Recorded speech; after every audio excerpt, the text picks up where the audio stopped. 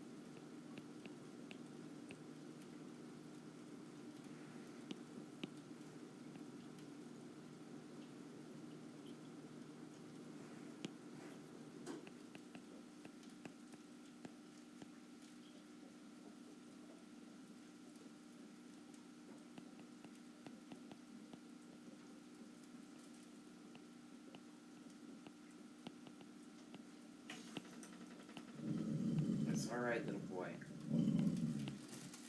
It's okay. I know.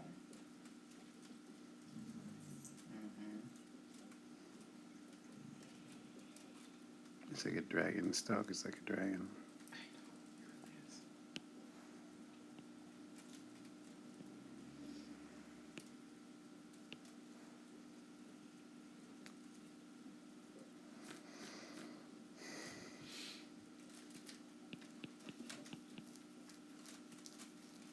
You're gonna be mad at mommy, but mommy might have to get up and use the bathroom, girl.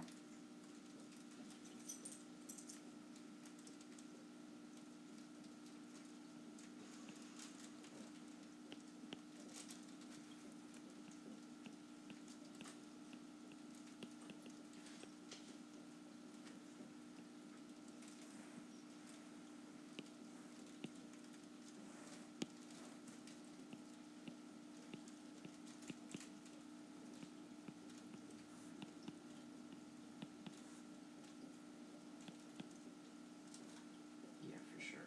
I gotta freeze back. Sorry, kitty. Yeah, mama's sorry.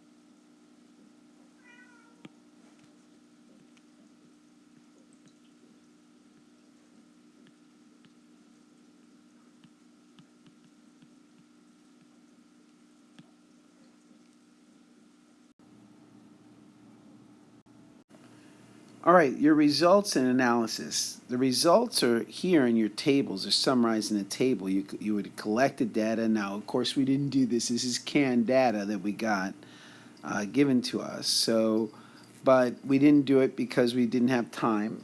We didn't have 3 days to spend on this to collect the data and make the calculations. But let's take a look at what this says. The volume of the empty test tube. All right, so in all the test tubes started with 100 milliliters.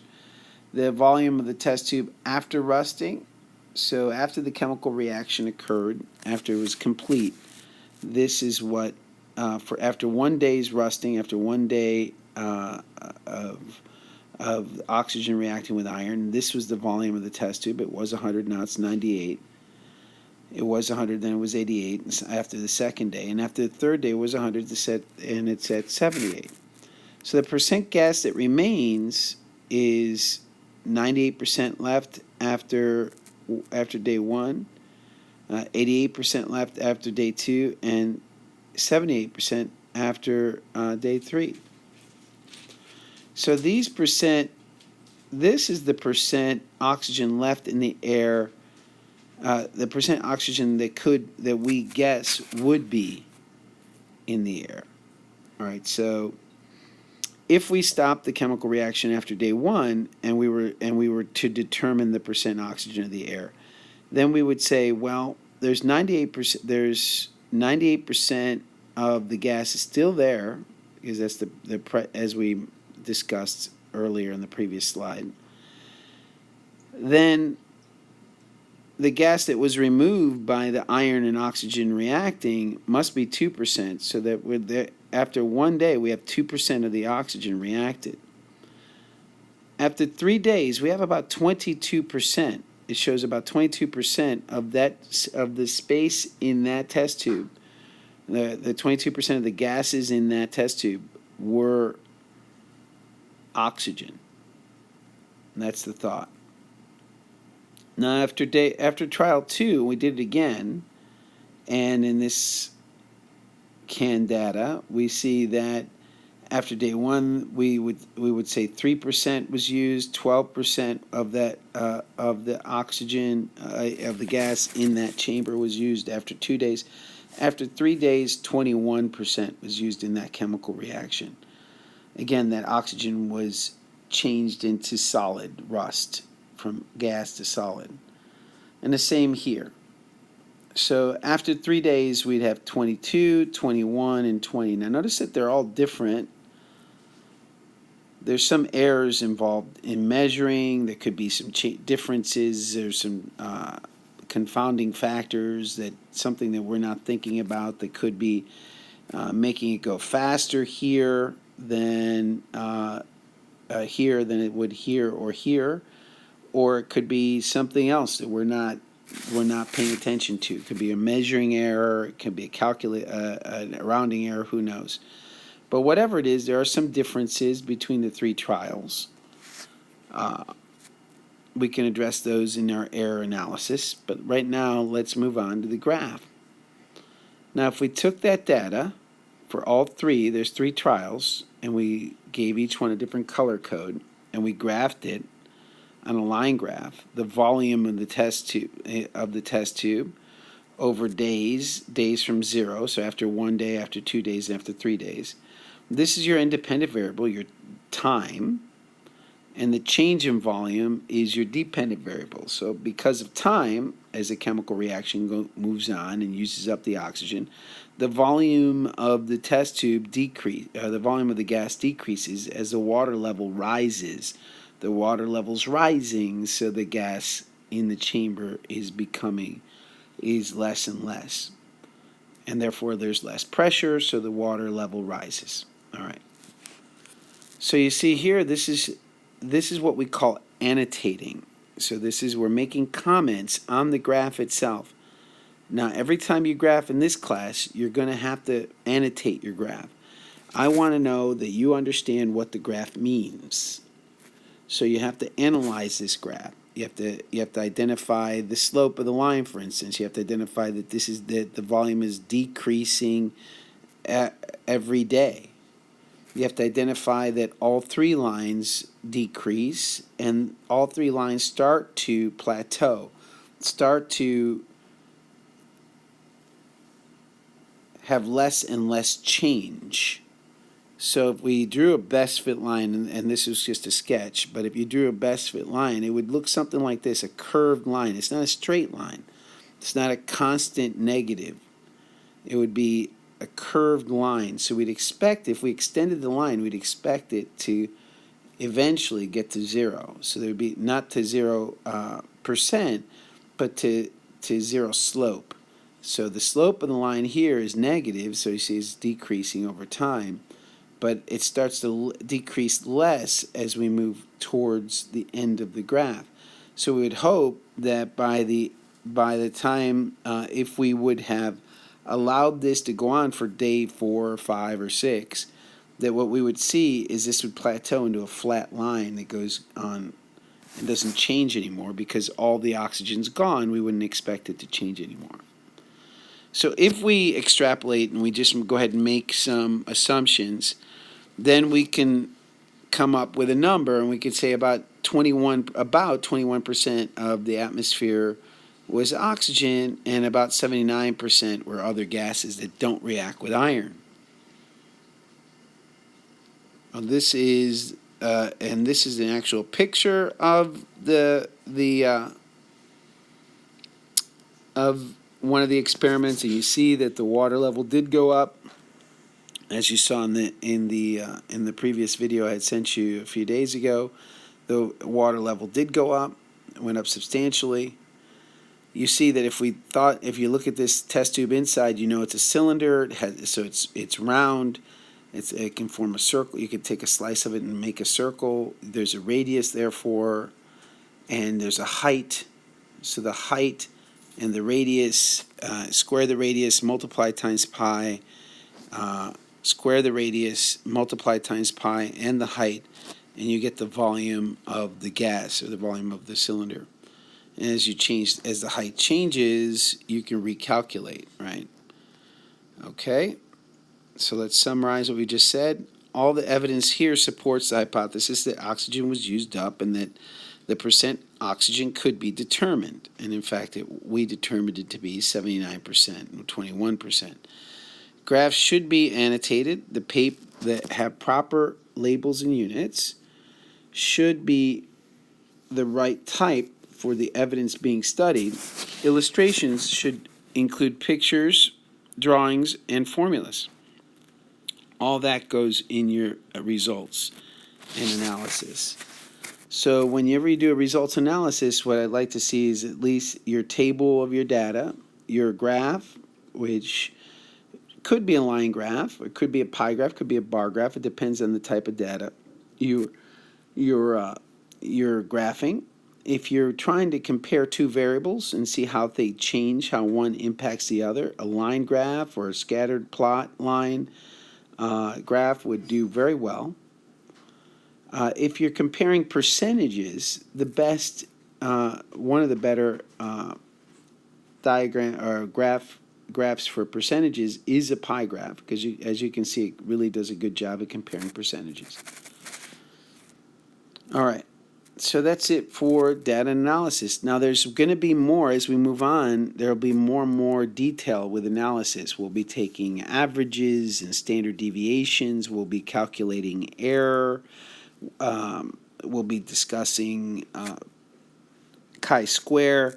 So as time goes on, we'll be getting deeper and deeper into analyzing the results to try to make sure that what we say is going on, that our claim is supported by the evidence. Because often things look to be one way, but there's something else going on that we weren't aware of. That happens a lot in life. It happens a lot in science. So we will be doing an analysis, more and more in-depth analysis as time goes on. But for right now, making sure your graph is correctly done by making sure that your scale is correct. Notice that the scale is correct. We'll talk more about scaling later. That your independent variable and dependent variable axes, your x and your y, are labeled correctly. Your independent variable always goes on the x. Your dependent variable always goes on the y.